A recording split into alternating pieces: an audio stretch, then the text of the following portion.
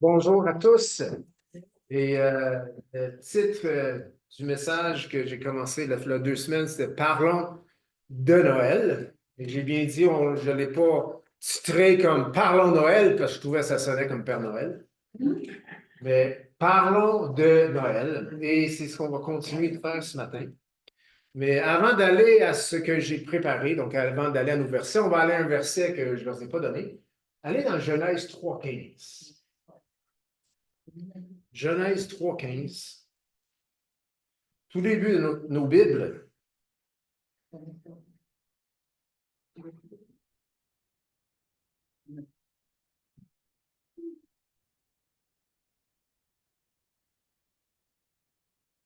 Genèse 3,15 nous dit, et c'est Dieu qui parle au serpent,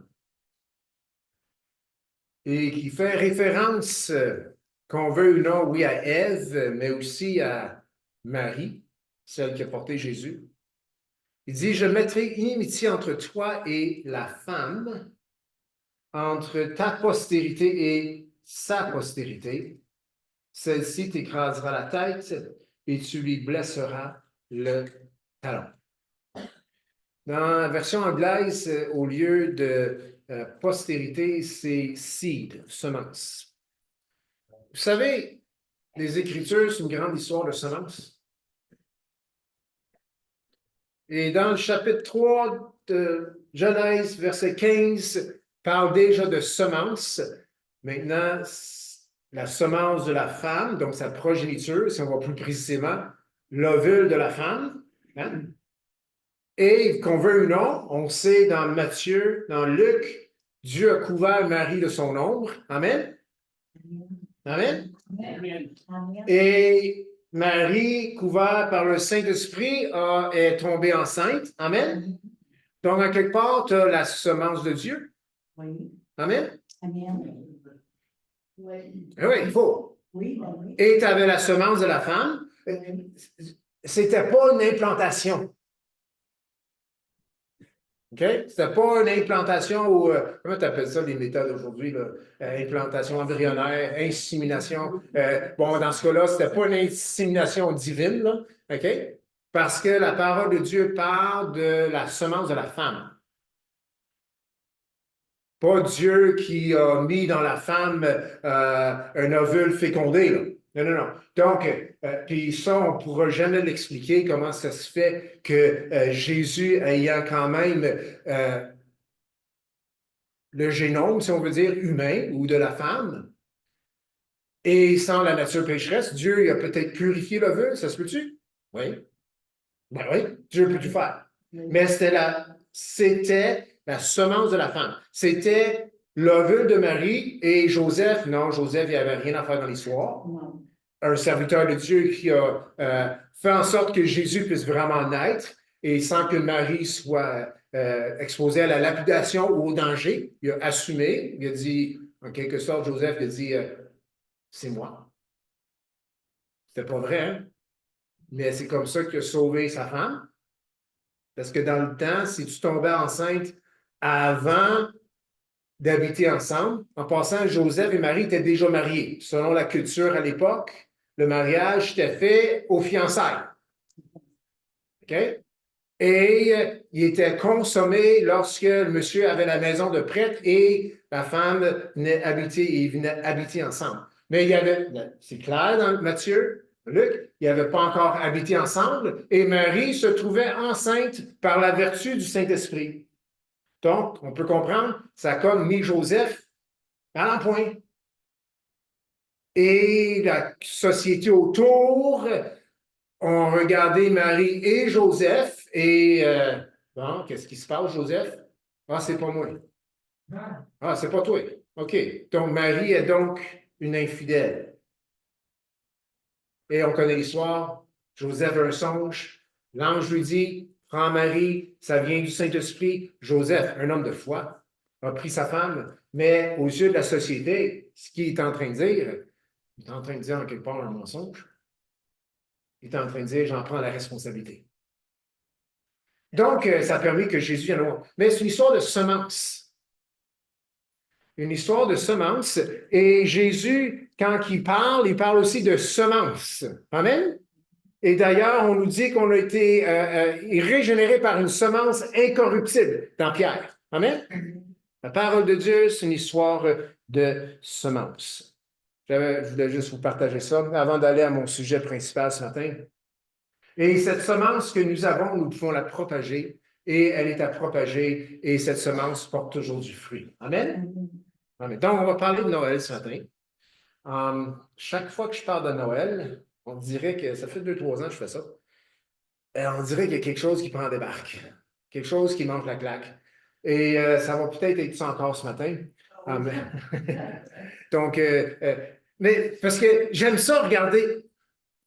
Pourquoi est-ce qu'on regarde le sujet qu'on va regarder ce matin? C'est parce que tout ce qui concerne Jésus m'intéresse. Amen? Incluant l'année qu'il est né. Amen? Ça m'intéresse. Donc, je vois dans la Bible pour voir, y a-t-il des indices au sujet de l'année où Jésus est vraiment né? Et ça m'a amené à regarder le calendrier grégorien qu'on appelle aujourd'hui. Quand est-ce que ça a été créé, cette histoire-là de calendrier? Ça m'a amené à des faits historiques qu'on retrouve dans la Bible et à l'extérieur aussi de la Bible. Et ça m'amène à des conclusions. Ça va nous amener aux conclusions que je vais vous partager ce matin. Mais comme vous savez et que j'ai partagé il y a 2 semaines, eh bien, vers la 4e siècle de notre ère, donc dans les années 400, l'Église, quand je parle d'Église, on va dire l'institution humaine, si on veut dire, de l'Église, eh bien, bien que tout ça, c'est parti des paroles de Jésus, mais l'Église avait comme pris de la maturité et l'Église avait finalement établi un calendrier liturgique, si vous voulez. Et il fêtait plusieurs fêtes et chacune de ces fêtes était reliée à la personne de Jésus. Donc, ça pouvait être Noël, ça pouvait être la fête de la Pâque. Ensuite, il y a le carême qui s'est ajouté pour préparer à la Pâque. Il y avait aussi la fête de la Pentecôte qui fêtait. Et tout ça, ça s'est comme concrétisé sur 300-400 ans. Et tout ça parce qu'ils vivaient dans un monde, non, qui était hostile au message de Jésus ou au message ou à la personne de Jésus. Et l'Église, elle, avait comme mission d'enseigner, d'instruire toutes les nations. Donc, elle a établi un calendrier pour que la vie de Jésus soit enseignée à tous.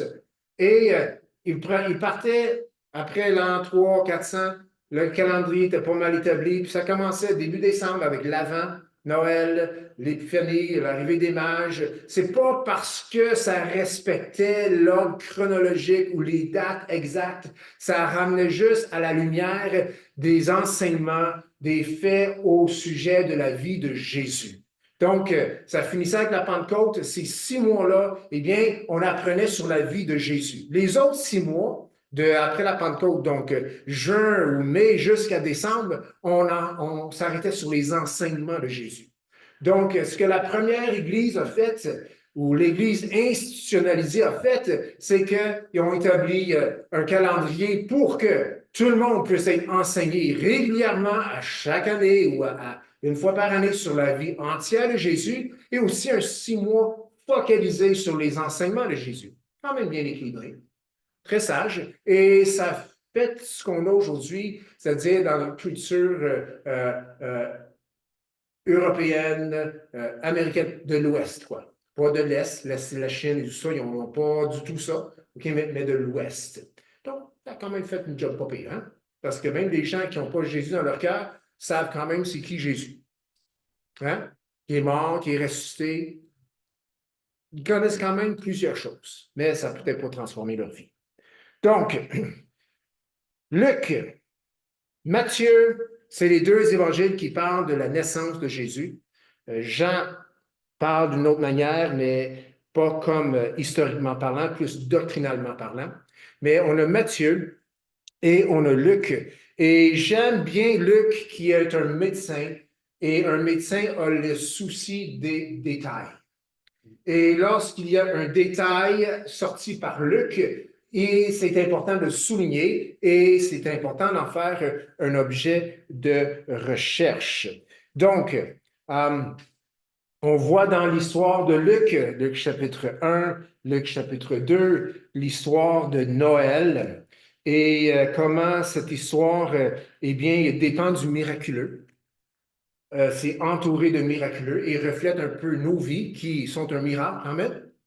Le salut en Jésus-Christ, c'est un miracle. Le fait qu'on est ici aujourd'hui, c'est un miracle. Et on voit que quand Jésus est entré dans le monde, ça a aussi bouleversé le monde. Ça a mis le monde à l'envers.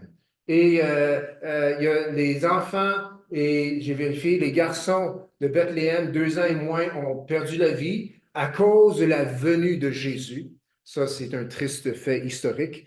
Et tout ce turmoil, comme on dit en anglais, ce bouleversement, tourne beaucoup autour du personnage de Hérode.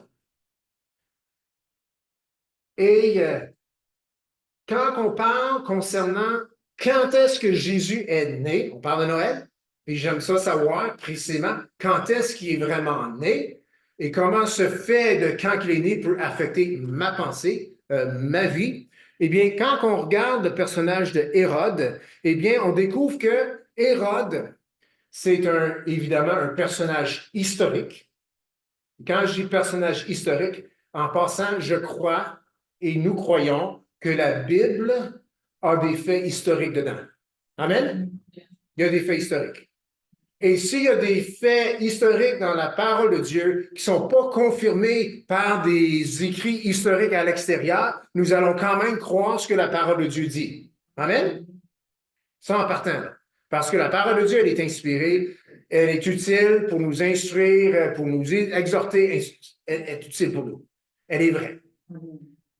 Hérode le Grand, un personnage historique, on le retrouve aussi dans les écrits historiques séculiers. Donc, pour notre monde, c'est un personnage crédible. Notre monde va dire que Hérode a existé pas juste parce que la Bible en parle, mais parce qu'il y a d'autres écrits beaucoup moins crédibles qui en parlent. Amen? Amen. Joseph, un historien juif, en parle. Il y a d'autres historiens d'anciens, des vieux historiens, des vieux écrits qui en parlent d'Hérode. Hérode, eh bien, c'est, qu'on le veuille ou non, c'est une dynastie. Et quand on lit notre Nouveau Testament et on voit Hérode, et si vous avez sûrement remarqué, le nom Hérode revient à plusieurs reprises. Nous autres, on lit ça. Oh, c'est Hérode, c'est Hérode. Sauf que ce n'est pas toujours la même personne. Parce qu'Hérode, c'est une dynastie. Hérode n'a aucun lien de sang royal avec le peuple juif, bien qu'il a régné quand même en Judée, Bethléem, il était quand même établi roi. C'est parce qu'il avait tombé dans le bon œil, il avait la faveur de l'empereur à l'époque, César Auguste. OK? Et il avait sûrement fait quelques exploits, ainsi de suite. Il avait gagné la faveur et il avait été établi, et pour faire une longue histoire courte, comme une certaine royauté, le droit de gouverner, le droit de régner, et dans la section géographique d'Israël, et ainsi de suite. Donc, quand Jésus arrive, c'est le roi Hérode qui règne. Mais le roi Hérode, il n'a rien à faire avec la lignée de David. OK? C'est s'il y avait des Juifs dans sa ligne généalogique, c'est parce que c'était des gens qui ont été forcés de se convertir au judaïsme. OK? Donc, ce n'est pas des vrais Juifs. Hérode, s'il y a un peu de sang juif en lui, c'est pas du vrai. OK? C'est simplement un roi établi par le César de l'époque.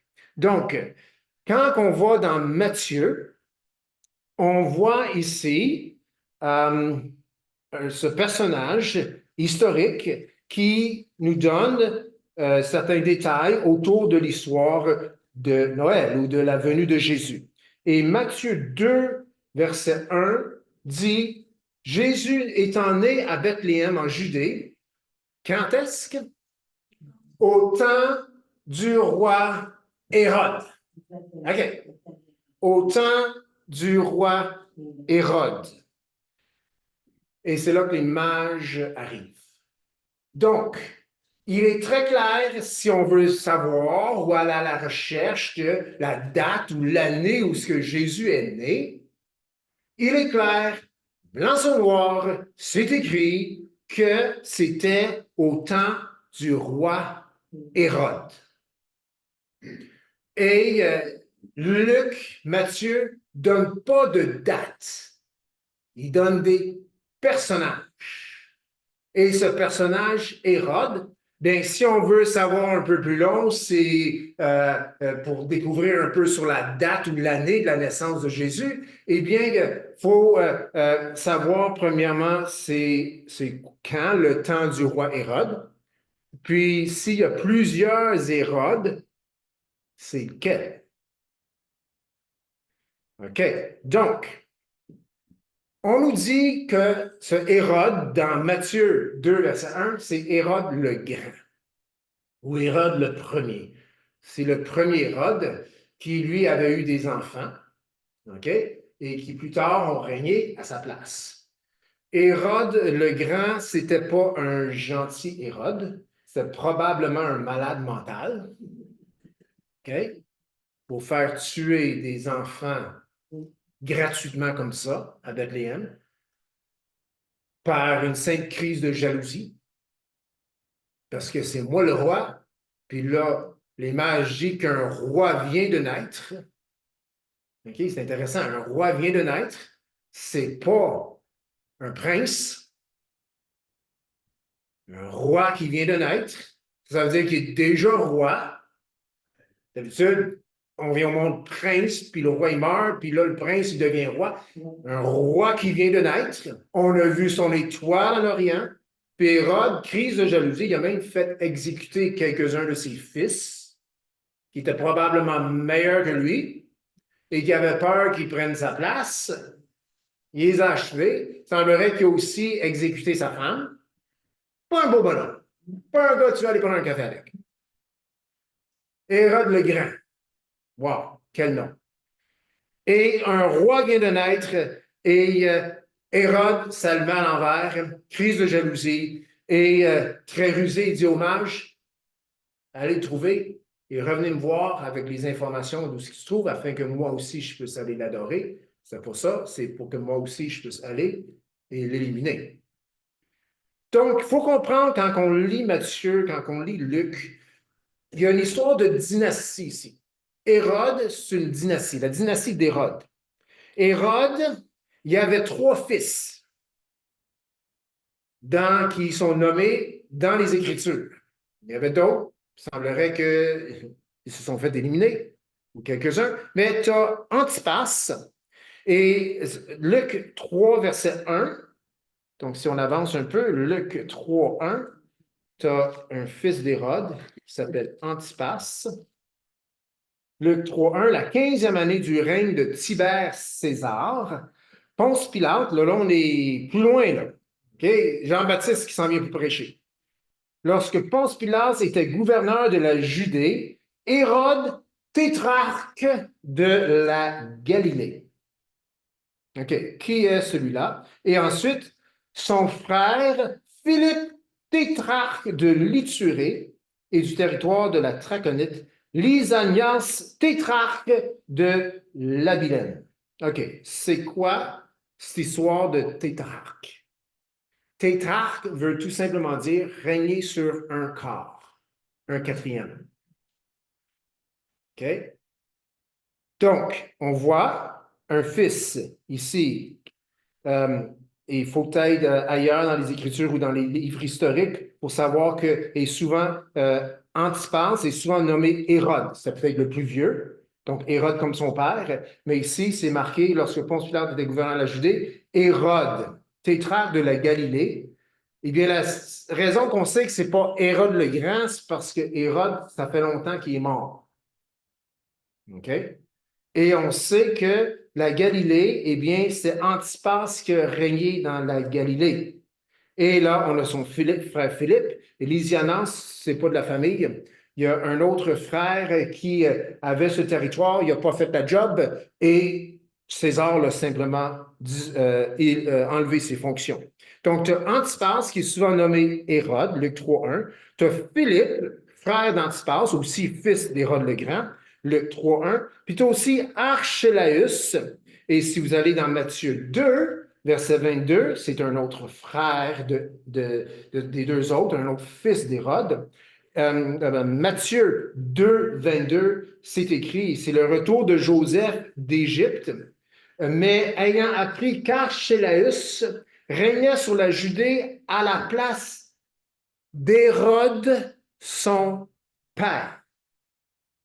OK? À la place d'Hérode, son père, il craignit de s'y rendre et divinement averti en songe et se retira dans le territoire de la Galilée. Donc là, on a trois hommes, c'est des tétrarques. Un qui semble avoir reçu le titre de son père, on l'appelle Hérode, et il y a ses deux frères aussi, pas Antipas, mais Philippe et Archélaüs. Et on voit, c'est très clair, Matthieu nous dit que Joseph, Marie, Jésus ne se sont pas rendus. Ils s'en venaient à la Judée, mais ils ont changé du chemin parce que le fils d'Hérode, Archélaüs, régnait là et il craignait pour la vie de l'enfant. Donc, Matthieu 2 nous apprend qu'Hérode est mort. Hérode le Grand est mort. Le roi qui a éliminé les enfants à Bethléem, il est mort. Donc, c'est possible maintenant pour que Joseph et Marie puissent revenir. Mais Archélaüs, ils n'ont pas confiance. Puis finalement, selon les livres historiques, il n'a rien fait, rien d'atroce, mais c'était un mauvais gouverneur. Simplement un mauvais gouverneur, puis il a été retiré de ses fonctions vers l'an 6 de notre ère. Et ces trois fils, la raison qu'ils régnaient, c'est parce que dans le testament de Hérode, le Grand, eh bien, il a, dans son testament, dit qu'il voulait donner son règne, ou le règne de son territoire, à ces trois fils-là. Et Rome a quand même respecté la volonté de Hérode, le roi Hérode, mais pas à 100%. Il n'a pas donné le titre de roi à Archélaüs parce qu'il ne trouvait pas que peut-être qu'il méritait ou qu'il était aussi bon, mais les deux autres ont eu le titre de tétrarque, donc des hommes aptes à régner, mais sur un quart du territoire, un quart chacun. On voit ces personnages qui reviennent avec l'histoire de Jean-Baptiste qui se fait décapiter. On voit les tétrarques qui sont toujours là. C'est des Hérodes, des gens de la dynastie d'Hérode, mais ce n'est pas Hérode le Grand qu'on a dans Matthieu chapitre 1, 2 et Luc chapitre 2. Ce n'est pas le même Hérode, ça c'est le Père. Donc Matthieu 2, 19 et Matthieu 2, 22 nous apprend que Hérode est mort. Ça, c'est extrêmement important si on veut découvrir concernant la date de la naissance de Jésus. Jésus est né juste avant la mort d'Hérode le Grand. On n'a pas de date dans les Écritures, mais si on va dans d'autres livres historiques, nous pouvons savoir à quelle année Hérode le Grand est mort. Et sachant la date à laquelle il est mort, eh bien, on peut présumer que Jésus est né quelque temps avant sa mort. Amen? Tout à fait logique. Donc, si nous pouvons savoir l'année de la mort du père d'Archélaüs, qui est Hérode le Grand, nous pouvons avoir une idée de l'année de la naissance de Christ. Et selon l'historien Joseph, Hérode le Grand a régné de l'an 37 avant Jésus-Christ à l'an 4 avant Jésus-Christ. Petit problème ici. Jésus est né avant lui-même. Jésus est né 4 ans avant Jésus-Christ.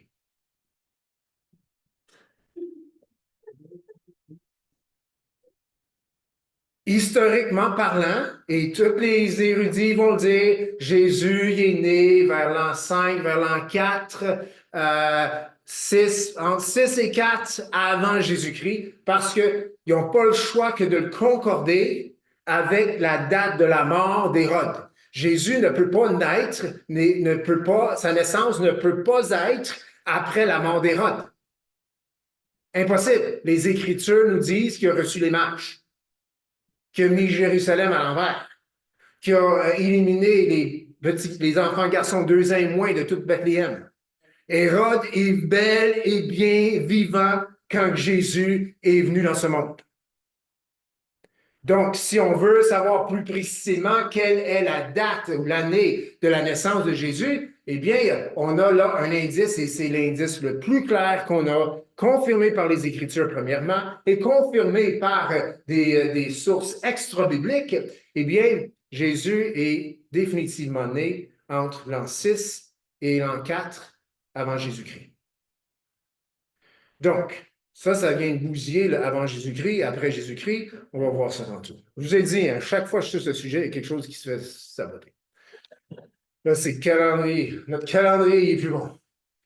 Donc, un autre petit quelque chose qui nous aide pas autant, un autre personnage historique et un événement historique qui nous aide, mais pas autant que le personnage d'Hérode le Grand et sa mort, eh bien, c'est le personnage, le gouverneur Quirinius. En anglais, si vous allez dans le dictionnaire biblique, Cyrenius. Donc, c'est une question de latin, question de grec, ainsi de suite, de traduction.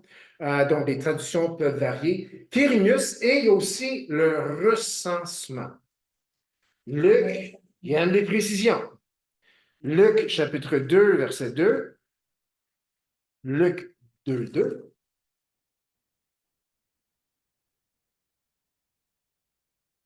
Luc 2, verset 2, nous dit,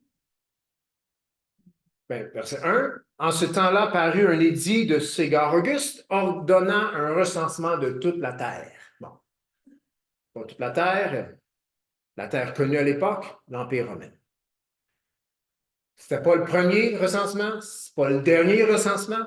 César, il aimait ça, faire des recensements. Écoute, un grand royaume à gérer, beaucoup de payeurs de taxes.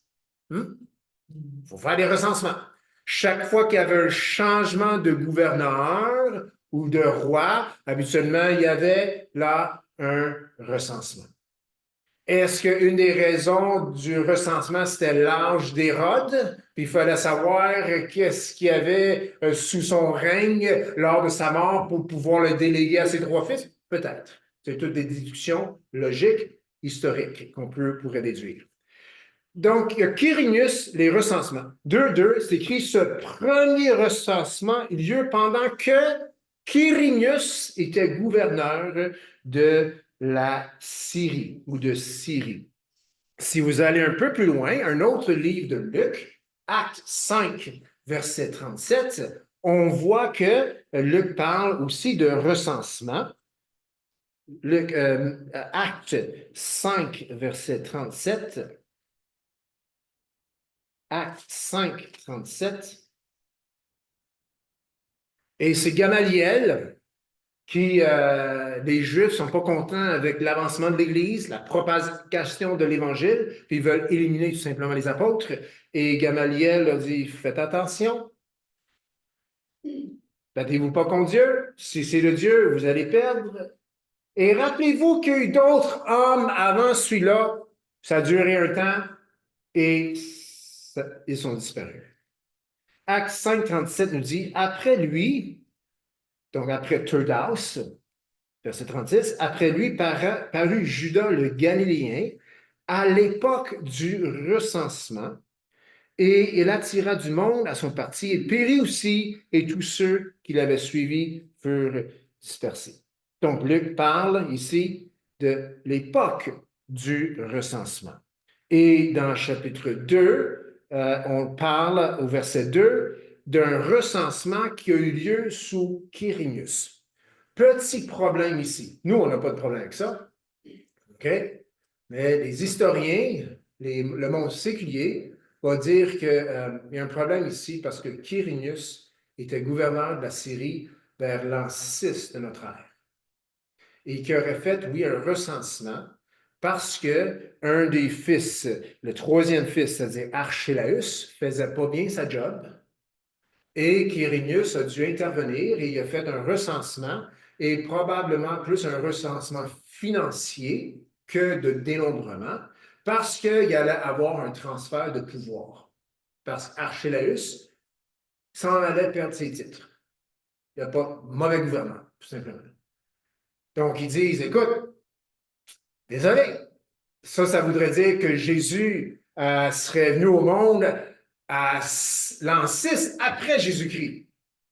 Et ça ne concorde pas du tout avec le fait historique encore beaucoup mieux établi de Hérode le Grand, qui lui est mort vers l'an 4 avant Jésus-Christ. Donc Jésus ne peut pas être né à l'an 5 avant Jésus-Christ, puis aussi à l'an 6 après Jésus-Christ. Hein? Non. Il s'est fait chair. Un homme dans le monde physique. Donc, petit problème. Mais comme j'ai dit au début, qu'est-ce qui compte pour le chrétien? C'est ce que les Écritures disent. Amen? Il n'y a rien qui dit qu'il n'y a pas pu avoir deux recensements. Vrai?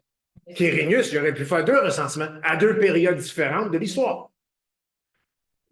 Quirinius, eh bien, travaillait dans l'Empire romain depuis 40 quelques années avant Jésus-Christ jusqu'à l'an 19, si ma mémoire est bonne, après Jésus-Christ, lors de sa mort. Pas la mort de Jésus, mais la mort de Quirinius. C'était un gouverneur, c'est un homme très influent dans l'Empire romain et il avait ses fonctions. Il n'y a rien qui dit qu'il ne pouvait pas avoir deux recensements. Le recensement de l'an 6, c'est un fait établi historique avec des écrits extra-bibliques. Mais ici, on sait, nous, les chrétiens, qu'il y a eu un recensement lors de la naissance de Jésus. Amen? Parce que Joseph a dû se déplacer à cause du recensement. Et Luc, pas pour rien, il a été très précis. C'était lorsque Quirinius était gouverneur de la Syrie. Maintenant, c'est sûr, ils ont essayé de prendre toutes sortes de conclusions. Qu'est-ce qui se passe? Pourquoi? Pourquoi qu'on parle de Quirinius? Et il semblerait qu'ils ont trouvé quand même une inscription. L'inscription, c'est quoi? C'est comme une épitaphe. C'est comme une nécrologie. OK? Et cette nécrologie ne mentionne pas Quirinius, mais décrit très bien la personne de Quirinius. Et il semblerait qu'il aurait gouverné deux fois la Syrie, un moment avant Jésus-Christ et un autre moment après Jésus-Christ. Vous savez, l'archéologie vient toujours par confirmer les faits bibliques. Amen?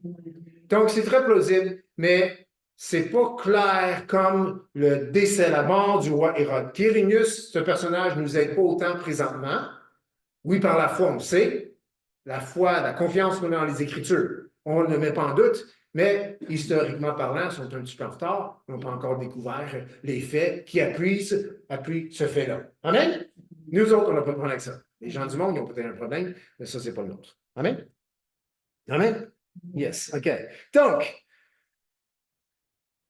on va laisser faire les possibilités pour justifier l'histoire de Quirinius. On sait qu'il y a eu un recensement dans le temps où Jésus est né, et on sait qu'Hérode le Grand est mort vers l'an 4 avant Jésus-Christ.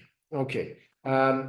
Donc, cela veut dire que Jésus, il semblerait qu'il est né avant Jésus-Christ. Bon, ça c'est un peu problématique. Donc, ça m'a amené à fouiller, investiguer. Donc, pourquoi que, tu sais, moi, je suis né en 1971. Ça veut dire quoi, 1971? C'est 1971 années après la naissance de Jésus. Toi, tu es né en quelle année? Ça? 1900? 49. Et voilà. Moi, je suis née à 47. 47. Sans savoir ce qu'on est en train de dire, moi je suis né en 1975, 1962, je suis né 1962 ans après Jésus-Christ.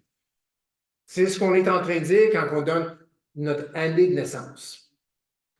Et notre année de naissance est sur notre certificat de naissance, et sur nos permis de conduire, et il est sur notre carte d'assurance maladie, Il est partout, hein? Oui, passeport. Au passeport, notre année de naissance. OK. Sauf que Jésus est né avant Jésus. Bon, OK. Qu'est-ce qui se passe?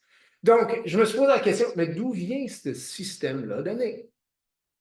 C'est très intéressant d'où vient ce système d'année. Ça devient une histoire de chicane religieuse dans l'Église, Oui. à cause de leur calendrier liturgique, en quelque sorte. Là, je vous amène ça rapidement, le fruit de mes lectures et mes recherches cette semaine. Donc, le calendrier liturgique, il est tout établi, et tout est merveilleux. Mais là, dans l'Église, il y a des gens qui veulent célébrer la Pâque. Et la Pâque, c'est la fête. Hein? Même pour nous, là, je veux dire, la fête, Pâques, ça pèse bien plus que Noël. Puis on est bien d'accord que pas de Noël, il n'y a pas de Pâques non plus, mais la Pâque. Hein? Oui. Et donc, dans l'Église, tu as des gens qui vont dire, bien, on va célébrer la Pâque selon le calendrier juif. Et d'autres disaient, ben non, on va le célébrer selon le calendrier romain. Et là, l'Église, elle, est dans l'embarras, donc le clergé, si vous voulez, parce que ça, c'est aussi dans l'histoire de l'Église, c'est que l'Église, veut ou non, historiquement parlant, c'est assez surprenant, même Luther, il était antisémite. Il n'aimait pas les Juifs. Puis il disait que les Juifs avaient assassiné Jésus. Donc, vers les années 300, 400, tu vois ça au travers de l'histoire, l'Église veut aussi se distancer de tout ce qui est juif. Puis, on sorti des passages dans la Bible pour justifier ici et ça, mais on n'a pas à en vouloir au peuple juif. Amen? C'est le peuple de Dieu. Hein? Semence d'Abraham, par lui, Jésus, par ce peuple est venu Jésus, mais ça, c'est juste des histoires humaines. Hein? Mais il y avait de la haine là, et ils ont voulu se distancer donc du calendrier hébraïque. Donc, il y a des gens dans l'Église qui veulent suivre le calendrier hébraïque. Le clergé de l'Église veut se distancer du calendrier hébraïque. Et puis, tout le monde est pas mal d'accord que le calendrier romain, ouais, le calendrier romain. Mais l'Empire romain a été christianisé, veut ou non. Donc, et avant de vous amener cette information-là, dans le temps, et même aujourd'hui, il semblerait, si j'ai bien compris, si ma mémoire est bonne, même encore aujourd'hui au Japon, on établit l'année selon le règne du souverain. Donc, si on suit ce principe-là, on serait à l'an 1 cette année parce que le roi Charles en Angleterre a pris le trône, ça fait quoi, un an? Un an et demi? Et puis, on recommence à zéro, ou à 1. On est dans l'an 1 du règne du roi Charles. Mais non, pauvre prince Charles, le roi Charles, il n'a pas affecté le calendrier pantoute. On est en 2024. Mais à l'époque, comme on établissait l'an 0 selon le souverain, sa date de venir en fonction. Rome était un peu différent. Rome, l'Empire romain, a établi l'an 1 à la date où est-ce que la ville de Rome a été établie. Donc, c'est selon l'Empire romain, ou l'âge de l'Empire, un empire? C'est ça, un romain. Okay? Donc, notre histoire de 1900, puis 2024, puis ci, ça, dans le Moyen Âge, ou dans les années 300, il ne parlait pas de l'an 300, là. Il suivait le calendrier romain. Donc, d'où vient notre calendrier? À nous, grégorien. Eh bien, comme j'ai dit anciennement, les années étaient en fonction de l'année d'intronisation du souverain régnant. L'Empire romain était un peu différent. Les Romains comptaient leurs années à partir de la fondation de la ville de Rome. Le calendrier hébraïque, celui-là était différent. Lui, il partait l'an 1 avec le jour de la création. Aujourd'hui, selon les Hébreux, on est l'an 5785. Les autres, l'an 2000, l'an 2024, c'est l'an 5785. Et comme j'ai dit tantôt, il fallait fixer une date pour la fête de Pâques, pour le fameux liturgie ou calendrier liturgique. Puis les premiers chrétiens, eh bien, s'en remettaient à la tradition juive, mais l'Église qui voulait s'émanciper ou se séparer de la tradition juive, eh bien, il y a à l'époque des moines qui ont cogité ensemble et ils cherchaient un passerelle, un pont, un juste milieu. On ne veut pas le calendrier grec, on ne veut pas le calendrier romain. Il faut un calendrier cependant parce qu'on a des dates à établir. Et c'est en l'an 532 de notre ère, donc selon notre calendrier, donc dans l'an 532, qu'un moine au nom de Denis le Petit, Denis le Petit, c'est un moine, a eu la brillante idée de créer le calendrier chrétien. Et il a quand même pris le principe de partir le calendrier avec la date de l'intronisation du souverain. C'est qui notre souverain? Jésus-Christ. Donc, l'an 1, c'est l'année de la naissance du Christ. Et d'où est venu le calendrier grégorien ou chrétien, si vous voulez, tout part avec Jésus-Christ. Mais ça, ils ont décidé ça vers l'an 300, 400. Donc, pendant ce temps-là, ils ne parlaient pas de l'an 300, 400, ils partaient avec le système romain. Donc, c'est ici que ça devient un peu drôle. Monsieur le moine, le petit, Denis le Petit, eh bien, c'était en l'an 753 du calendrier romain. Il a décidé, un peu aléatoirement, que Jésus serait né à l'an 753 du calendrier romain, donc ça ferait l'an 1. Mais il s'est trompé. C'est à peu près 3-4 ans. Il s'est trompé. Il aurait dû lire sa Bible, puis se fier sur des faits historiques. Au moins, il met un an peut-être avant le décès d'Hérode, parce qu'il fallait que Joseph quand même qu'il fuit. Il savait qu'Hérode est mort l'an 4 avant Jésus-Christ, ou telle date selon le calendrier romain. Il aurait pu dire, ben regarde, on n'a pas les dates précises, mais regarde, on sait que Jésus est parti en Égypte, puis ils sont revenus quand Hérode est mort. Ça veut dire qu'il est parti avant qu'il est mort. Donc, on va dire 1 à 2 ans avant qu'il est mort. Ça fait que l'an 0 aurait été environ l'an 748 du calendrier romain. Et ça, c'est l'an 1. En passant, il n'y a pas d'an 0. Il n'y a pas d'année 0. Tu sais, dans notre tête, nous autres, là, on s'en vient moins 6, moins 5, moins 4, moins 3, moins 2, moins 1, 0, 1. Non, non, il n'y a pas de 0. OK? Tu passes de moins 1 à 1. Sauf que il n'y a même pas de moins. Le calendrier n'est pas bon. Bon, je viens de saboter nos permis de conduire, nos cartes d'assurance maladie et nos certificats de naissance. Dans le fond, si je veux vraiment dire la vérité, c'est des farces que je fais. Mais je suis né en l'an 1971, moins 4 à 6. C'est à peu près ça. Parce que c'est pas plus ou moins 4 à 6. Mais Jésus n'est pas né en moins 6 puis plus 6. Là. Non, il est né quelque part en moins 4 puis moins 6. Donc, dans le fond, je suis né en 1971, moins 4 à 6. Quelque part là-dedans. C'est un peu des niaiseries, mais tout ce qui concerne Jésus m'intéresse. Amen? Notre calendrier est basé sur la naissance de Jésus. Mais le gars qui a établi la date de naissance de Jésus s'est trompé d'environ 4 à 6 ans. Historiquement parlant, puis si on veut être crédible, parce qu'il faut l'être, la parole de Dieu confirme ce qui s'est passé dans l'histoire. Donc, on ne peut pas dire, non, c'est pas vrai qu'il est né à l'an 0 ou l'an 1. Non, Hérode le Grand, il est mort 4 ans avant ça. Et c'est clairement écrit que Jésus est né avant la mort d'Hérode le Grand. Donc, un petit peu d'humilité. Denis le moine, Denis le petit, c'est trompé. C'est tout.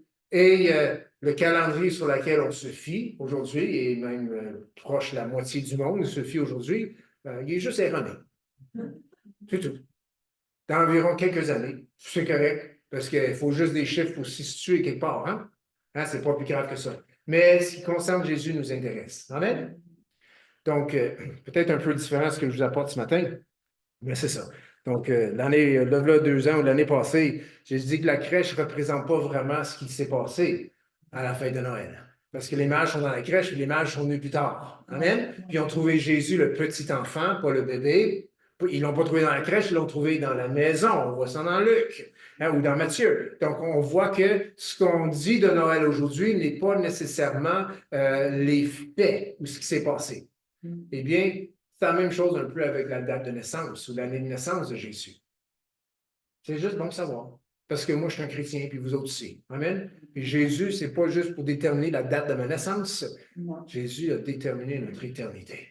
Amen? Puis ce qui est important là-dedans, c'est qu'il est venu dans l'histoire. Et l'histoire le confirme. Jésus est venu quelques années avant. Il est né quelques années avant la mort d'Hérode le Grand. Amen? On va se lever ensemble.